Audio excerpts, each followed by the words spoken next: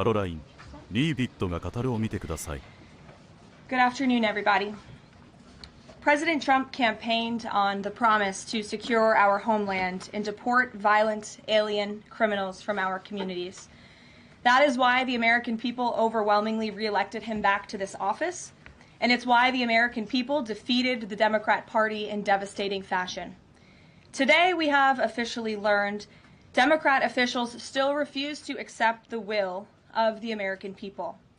Maryland Democrat Senator Chris Van Hollen rushed to Dulles Airport this morning to fly to El Salvador, potentially using taxpayer dollars, to demand the release of deported illegal alien MS-13 terrorist.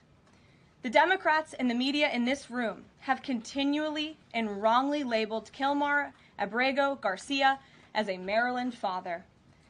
There is no Maryland father. Let me reiterate.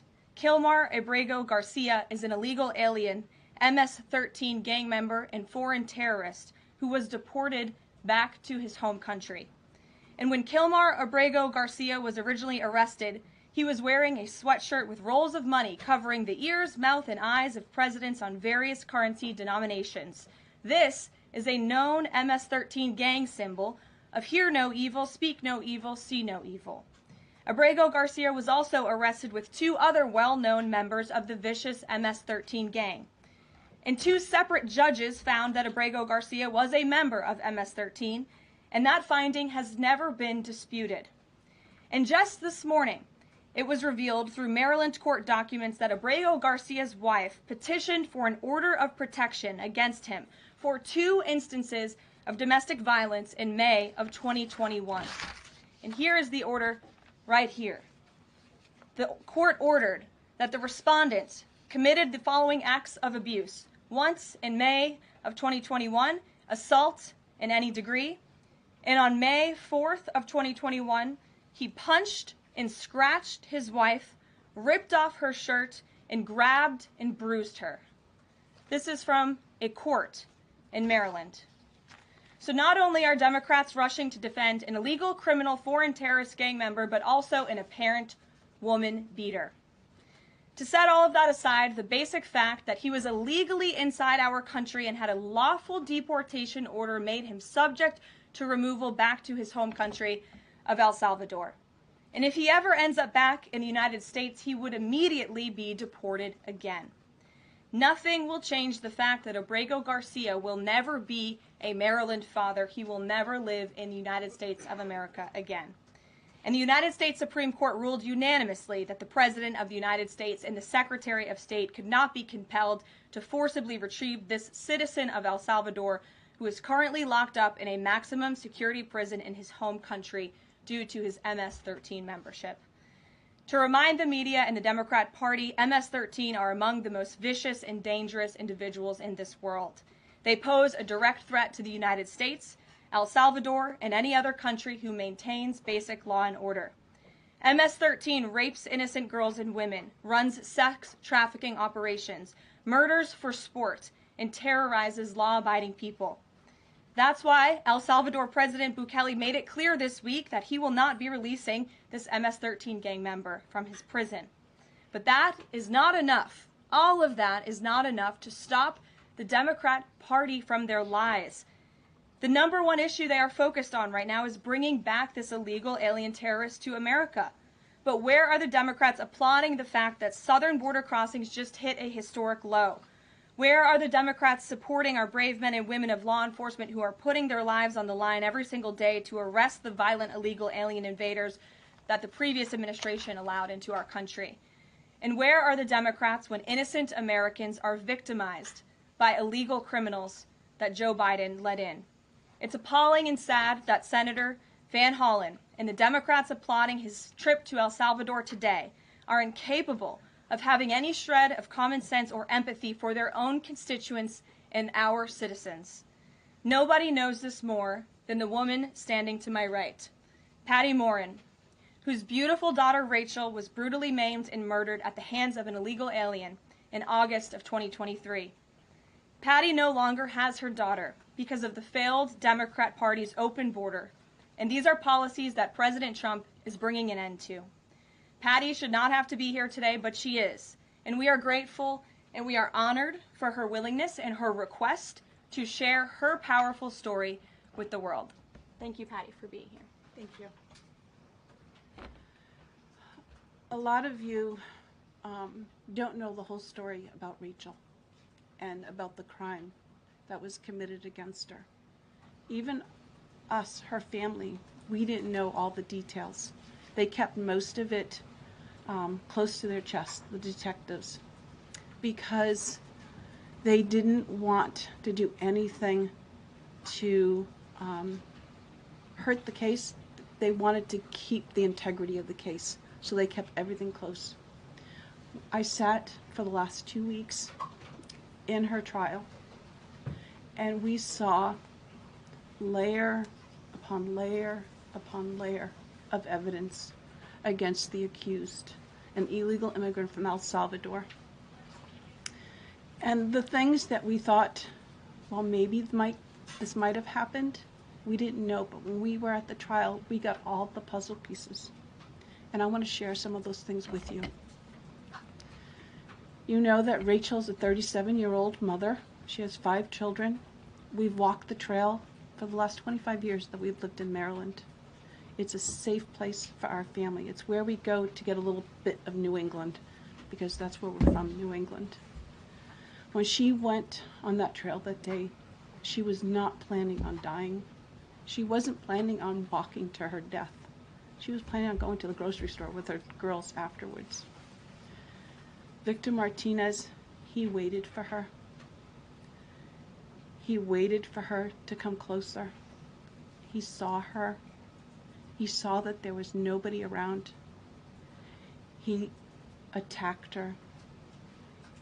He dragged her 150 feet, blood gushing from her head.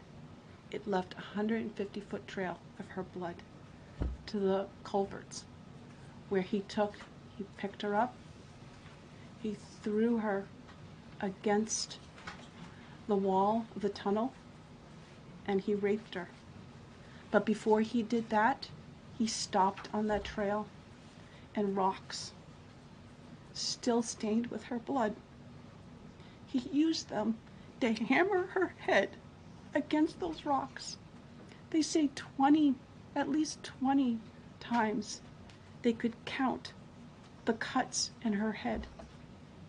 They said that when they did the autopsy, and I've seen the pictures, there's a 6-inch square in the back of her head where the skull is shattered the way that you would crush an eggshell in pieces. 3/4 of her brain hemorrhaged. Her right and left side of her face bashed in. Her beautiful face bashed in. Her head bashed in. Broken bones, fractures. He takes and he drags her some more. He drags her through the thorn bushes. She has all the scrapes and cuts on her body. There wasn't 1 inch of her body that didn't have some kind of injury, whether it's bruising, broken bones, contusions, the scratches. She had a fractured rib, fractured nose, fractured skull. And then he takes her into the tunnel and he picks her up. He throws her against the wall. Blood is gushing from her head. Her hair is soaked in blood. And they showed us pictures of her body against the wall, outlined. The blood outlined her body. And you could see where the blood ran down around her as he was raping her. And then he threw her down and raped her some more. And then he strangled her because he didn't want her to be able to live to tell the story. They said that when they did the autopsy on her neck, that one of the things they do is they open up the neck and they look to see how far the injury is. And it went all the way down as far as an injury is possible, hemorrhaging in the muscles, because of how strong and violent the grip was around her. These are the kind of people that have no compulsion. Like, to them, this is nothing. And when he was sitting in the courtroom, he actually looked like he thought he was going to be set free. There was no remorse on his face at all. This person took my daughter so violently and so gruesomely and so graphically that they sealed the pictures, because I don't want my granddaughters to see these pictures. These are the kind of criminals President Trump wants to remove from our country. These are the kind of criminals that we need to remove from our country. We are American citizens. Why should we allow people like this, violent criminals that have no conscience at all, to murder our mothers, our sisters, our daughters? I don't understand why there's even any kind of problem with this. And it's not that it's political, like the left or the right, although I understand different parties have used it in the past.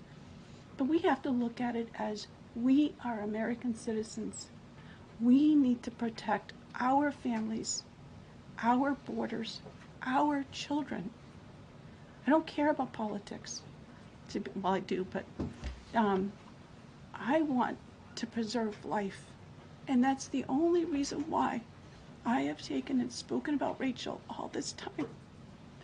If you're a mother here in the room, can you imagine standing there alive? You're alive, and someone comes and puts their hands into your chest and rips out your heart? That's what it feels like. It feels like a part of you is being ripped out of you. You can't even describe the pain. Just like you can't describe to your husband what it feels like to carry a baby in your womb, or to feel those first kicks, or to know just intuitively if it's a boy or a girl. It's only a thing that a mother knows. Why are we not protecting the American citizens? It's just common sense. Why are we not protecting our children? And to have a senator from Maryland who didn't even acknowledge or barely acknowledged my daughter and the brutal death that she endured, leaving her 5 children without a mother and now a grandbaby without a grandmother, so that he can use my taxpayer money to fly to El Salvador to bring back someone that's not even an American citizen. Why does that person have more right than I do, or my daughter, or my grandchildren? I don't understand this. Thank you. Thank you. Thank you. And I just want to say that as a mother and as an American citizen, the president and our entire team, and I hope people in this room are grateful for your willingness to come here and your request to share your daughter's story. And I think the country hears you loud and clear. So thank you. Does anyone have any questions for Patty or for me? No? I have a question. No? Anybody? Okay. We'll see you all later. The president will be at his dinner later this evening. Thank you. Thank you for being here this morning. さすがですね。被害者の女性の母親に話させる戦術とか、どっかの左巻きの記者が質問しようとすると、すかさずノーという姿に惚れてしまいます。それでは、カロラインが言いたいこと言ってカエルを見たアメリカ人の反応をお楽しみください。これは議会と上院に対して行うべきです。彼らは議員として選出され、何が行われたのかを聞かせ、見させるべきです。